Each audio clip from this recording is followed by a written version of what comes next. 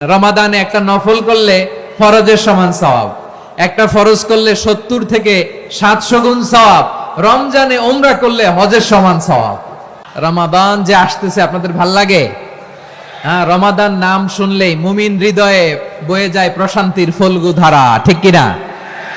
একটা আনন্দ, একটা উচ্ছ্বাস আমাদের হৃদয়ের মধ্যে চলে আসে। রমাদান সাইয়্যিদুশ শুহুর, 12 মাসের মধ্যে সবচাইতে শ্রেষ্ঠতম মাস রমাদান আল মুবারক আসছে। আত্মশুদ্ধির মাস, আত্মসংশোধনের মাস, শুদ্ধাচারের মাস, নিজেকে আলোকিত করবার মাস, ঠিক কিনা বলেন? এই রমাদানুল মুবারকে আমাদের কি করণীয়, কি বর্জনীয়, what to do and what not to do, এই টপিকসের উপর কিছু কথা আপনাদের সামনে উপস্থাপন করব ইনশাআল্লাহ। ওমা তাওফীকি ইল্লা বিল্লাহ।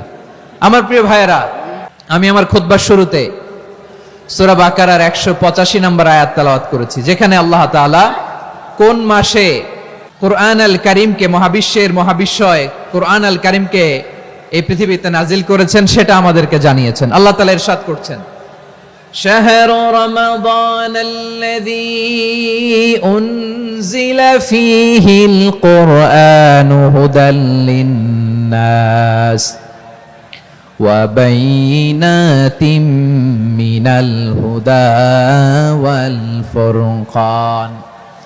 আল্লাহ বলেন, রমাদান এমন একটা মাস যে মাসে কোরআন নাজিল করা হয়েছে, আর এই কোরআন হচ্ছে বিশ্ব মানবের জন্য পথ নির্দেশিকা, হেদায়েতের সুস্পষ্ট বর্ণনা এবং সত্য মিথ্যা পৃথক করার আসমানি মানদণ্ড রূপে জামিনে আমাদের জন্য কোরআন নাজিল করেছে কে? আওয়াজ করে বলেন তো, আল্লাহর নাজিল করা এই কোরআনে কোনো ভুল আছে? সবাই বলেন নাই। সবাই বললে এতটুকু আওয়াজ হয় আমি বিশ্বাস করি না। গলা ছেড়ে দিয়ে বলেন, আল্লাহর নাজিল করা এই সর্বশেষ আসমানি কিতাব আল কোরআনে কোনো ভুল আছে? সন্দেহ আছে? সংশয় আছে?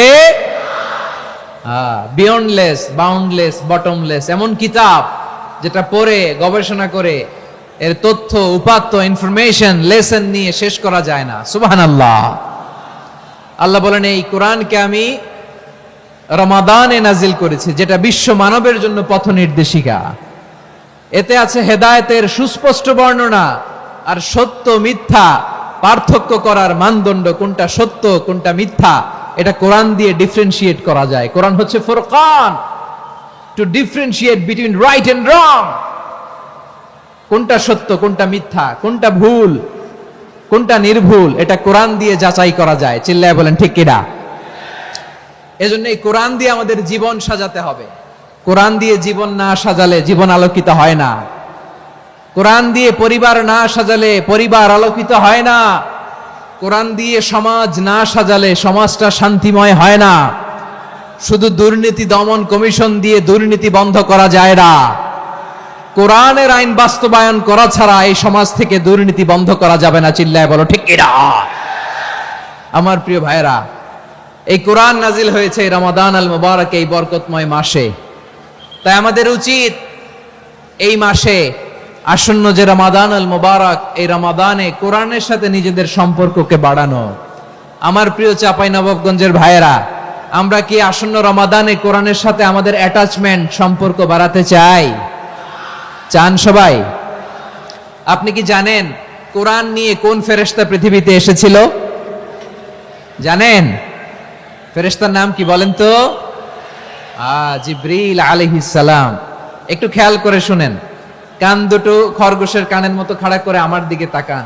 সাইয়েদনা জিবরিল কোরআন নিয়ে এসেছেন, ফলে উনি হয়েছেন শ্রেষ্ঠ ফেরেশতা। বিশ্ব নবীর উপর কোরআন নাজিল হয়েছে, তাই তিনি হয়েছেন শ্রেষ্ঠ নবী।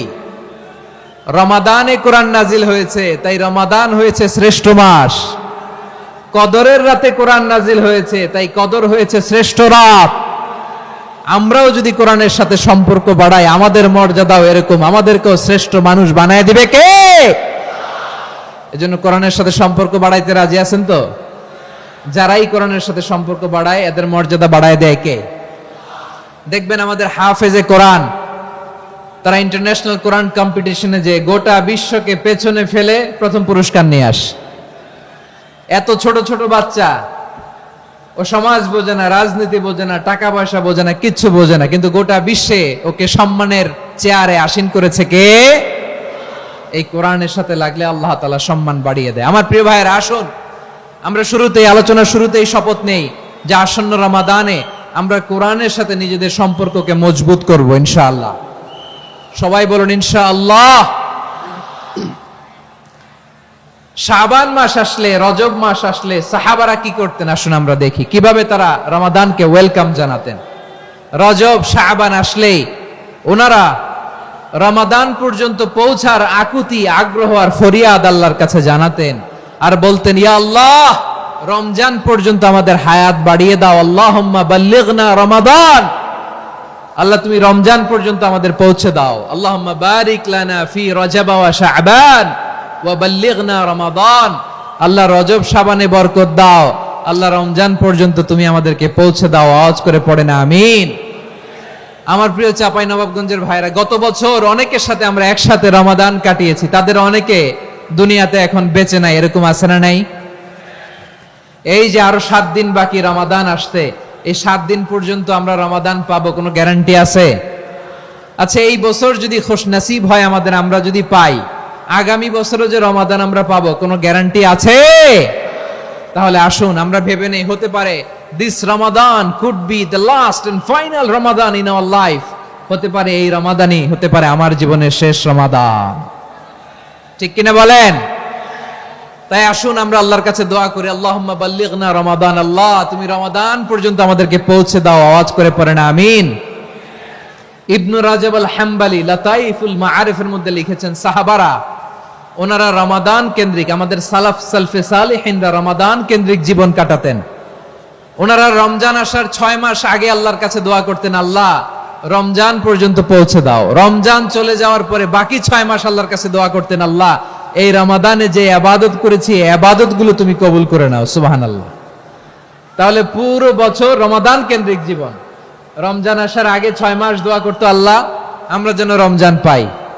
রমজান চলে যাওয়ার পরে বাকি 6 মাস বলতো, আল্লাহ রমজানে যে ইবাদত করেছি এগুলো তুমি কবুল করে নাও। আবার এই শাবান মাসে আল্লাহর হাবিব সাল্লাল্লাহু আলাইহি ওয়াসাল্লাম সবচেয়ে বেশি রোজা রাখতেন। কানা ইয়াসুমু শাবানা কুল্লাহ, সবচেয়ে বেশি রোজা রাখতেন শাবান মাসে। ওয়া কানা ইয়াসুমু শাবানা ইল্লা কালিলা, শাবানের অল্প কয়েকদিন ছাড়া পুরো শাবানটাই বিশ্বনবী রোজা রাখতেন। সুবহানাল্লাহ পড়েন। এই শাবানে আপনারা রোজা রাখছেন তো? রাখছেন? আল্লাহ তুমি কবুল করো, আমরা সবাই পড়ি আমিন। এই শাবান শেষে আমাদের মধ্যে আগমন করবে রমাদান, এবং এই রমাদানুল মুবারক আল্লাহ তাআলা আমাদের জন্য সিয়াম ফরজ করেছেন। কি ফরজ করেছেন? তিনি সূরাতুল বাকারার 183 নম্বর আয়াতে ইরশাদ করছেন, রাব্বুল আলামিন বলেন, ইয়া আইয়ুহাল্লাযীনা আমানু কুতিবা আলাইকুমুস সিয়ামু কামা কুতিবা আলাল্লাযীনা মিন ক্বাবলিকুম লাআল্লাকুম তাত্তাকুন।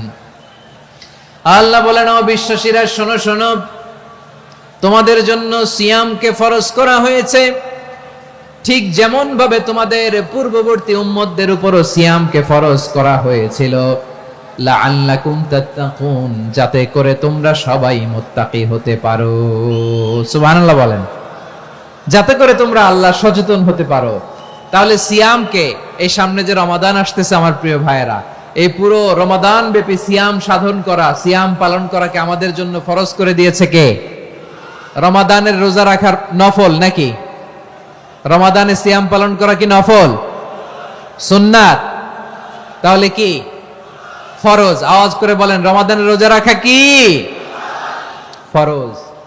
এটা শুধু আমাদের উপরই ফরজ না, আমাদের আগে যত জাতিগোষ্ঠী এই পৃথিবীতে এসছে সবার উপরে সিয়াম পালনকে ফরজ করেছে কে? সবার উপরে আল্লাহ তাআলা সিয়াম পালনকে ফরজ করেছিলেন। তবে ধরনটা ভিন্ন ছিল, এক এক জাতিগোষ্ঠীর জন্য এক এক ধরনের ছিল। আমাদের জন্য সিয়াম ফরজ টানা 1 মাস 30 দিন বা 29 দিন। কোন কোন উম্মতের উপর 30 দিন না, মাত্র 3টা রোজা ফরজ ছিল। কয়টা? আওয়াজ করে বলেন। আপনাদের কি মনোযোগ আছে না গেছে? মনোযোগ আছে? তাকবীর পড়েন তো, লিল্লাহে তাকবীর। আমাদের 1 মাস সিয়াম ফরজ, পূর্ববর্তী অনেক উম্মতের উপর এক মাস ছিল না, 3টা ফরজ ছিল। কয়টা? প্রতি মাসের 13, 14, 15 ফরজ ছিল তাদের জন্য। কারো জন্য শুধু একটা, আশুরার রোজা। কোন কোন উম্মতের জন্য 10টা।